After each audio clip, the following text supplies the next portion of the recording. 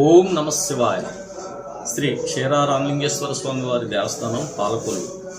శ్రీ స్వామివారి ఆలయంలో జలాభిషేకం నిమిత్తం 31/8/2026 నుండి 10/8/2026 తారీఖు వరకు కూడా వివిధ కార్యక్రమాలతో అనగా వరుణ జపంతో చేయుచు 10వ తారీఖున జలాభిషేకం చేయుటకు నిర్ణయించడం జరిగింది. శ్రీ స్వామివారి ఆలయ అర్చకుల వారు మరియు ధర్మకర్తల వారు మా యొక్క సమావేశంను తీర్మానం చేసుకుని ఈ జలాభిషేకమునకు ఏర్పాటు చేయడమైనది. అలాగే మన పాలకొల్లు శాసనసభ్యులు మరియు నీటిపారుదల శాఖ మంత్రులైనటువంటి గౌరవనీయులు డాక్టర్ నిమ్మల రామానాయుడు గారి యొక్క ఆదేశాలనుసారం మరియు కమిషనర్ వారి యొక్క ఉత్తర్వులను అనుసరించి ఈ కార్యక్రమాలన్నీ కూడా ఏర్పాటు చేయడం జరిగినది.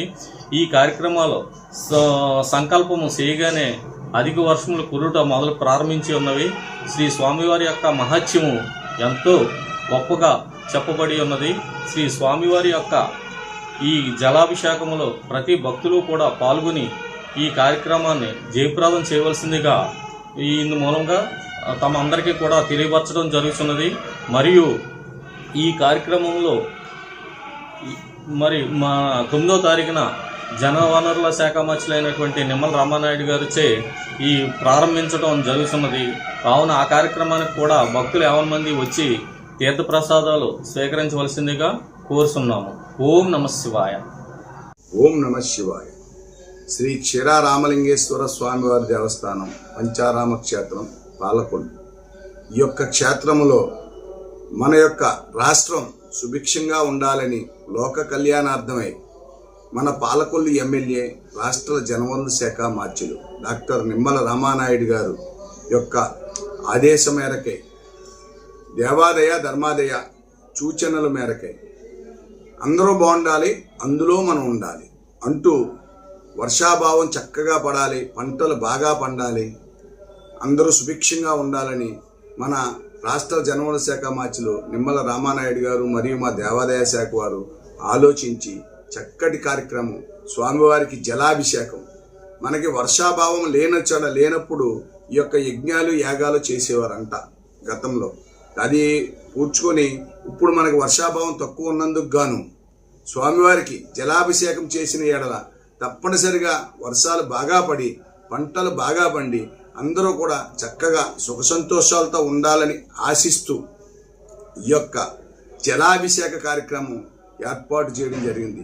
ఈ యొక్క దేవస్థానం నందు 31/7/2026 రోజు నుండి 11 రోజులు స్వామివారికి 31 నుంచి 10వ తారీఖు వరకు 11 రోజుల పాటు జపాది కార్యక్రమాలన్నీ చేయుచు 9వ తారీఖు ఆదివారం నాడు మన రాష్ట్ర జనవనరుల శాఖ మార్చులు నిమ్మల రామానాయుడు గారి చేతుల మీదుగా కలశాలన్నింటికి పూజాది కార్యక్రమాలు జరిపించి తదుపరి స్వామివారికి 10వ తారీఖున చక్కటి జలాభిషేకం పారే నీటిని తీసుకొచ్చి స్వామివారికి అభిషేకం చేయాలి. కాబట్టి మనకి అక్కడ ఉన్నటువంటి వశిష్ఠ గోదావరి చక్కగా మనకి పారుతూ మన పాలకొల్లు మీదుగా నరసాపురం వెళ్తున్నది. ఆ యొక్క పారే నీటిని తీసుకొచ్చి స్వామివారికి జలాభిషేకం చేయుటకు మా యొక్క దేవస్థానం పండితులు నిర్ణయించి ఉన్నారు. కాబట్టి ఈ యొక్క జలాభిషేకానికి భక్తులందరూ కూడా 50 మంది ఇచ్చేసి లోక కళ్యాణార్థం అందరం బాగుండాలి, అందులో మనం ఉండాలి అనే ఒక ఆశతో స్వామివారికి చక్కటి సేవా కార్యక్రమం పెట్టాం.